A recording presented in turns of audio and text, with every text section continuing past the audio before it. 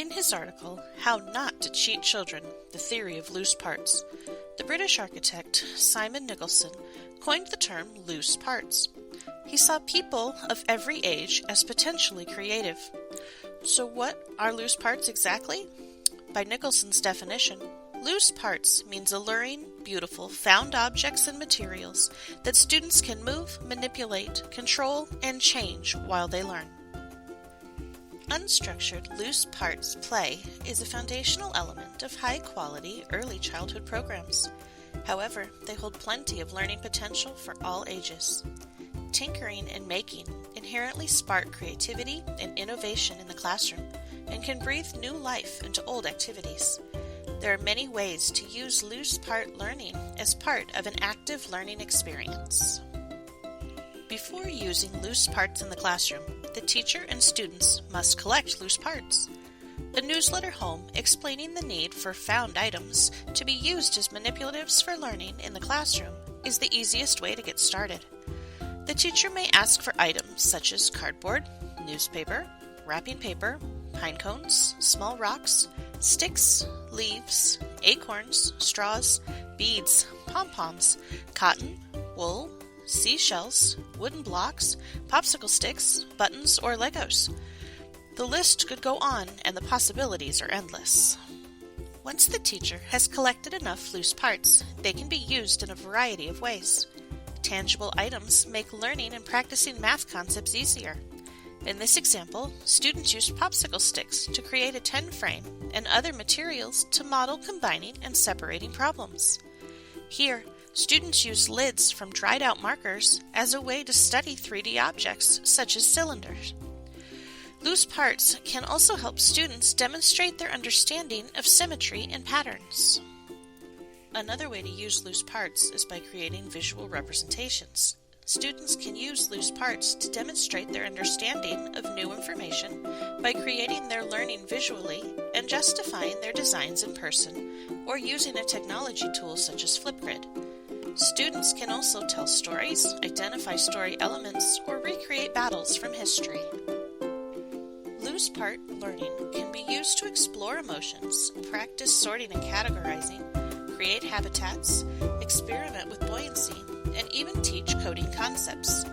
Often, loose parts demand metaphorical thinking, particularly the use of extended metaphor, and this amplifies the richness of any learning experience and helps students towards producing nuanced work. While the students are doing the thinking and manipulating, loose parts help the teacher formatively assess. Loose parts make thinking visible to both students and the teacher. While students are using loose parts to problem solve, spark a new idea, represent a concept, organize ideas in writing, or create simple machines, teachers are able to move around the room and provide immediate feedback by asking students not only what are they creating, but to justify and explain their thinking. Students can turn loose parts into whatever they desire. A stone can become a character in a story, just as an acorn can become an ingredient in an imaginary soup. These objects invite conversations and interactions, and they encourage collaboration and cooperation. Students can keep, combine, redesign, line up, take apart, and put loose parts back together in endless ways. The materials can come with no specific set of directions, and they can be used alone or combined with other materials. They offer multiple rather than single outcomes. There can be directions or no specific set of directions that accompany them, and there is opportunity for no single result to be inevitable. For Nicholson, the richness of an environment depended on the opportunities it provided for making connections. With the use of loose part learning, inventiveness, creativity, and the possibility of discovery are offered more often to students. Learning environments should offer many ways for students to interact with variables such as gravity, sound, chemical reactions, concepts, words, and people.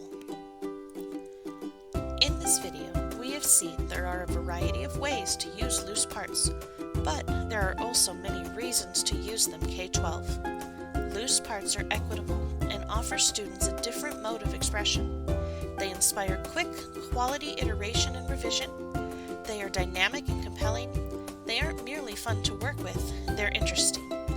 The more curious a material, the more creative learners will often be in putting it to work, and the more uncommon ideas are inspired. These common objects create unique learning experiences for all learners. Ultimately, loose part learning promotes social competence and supports creativity and innovation, skills that are highly valued in adult life.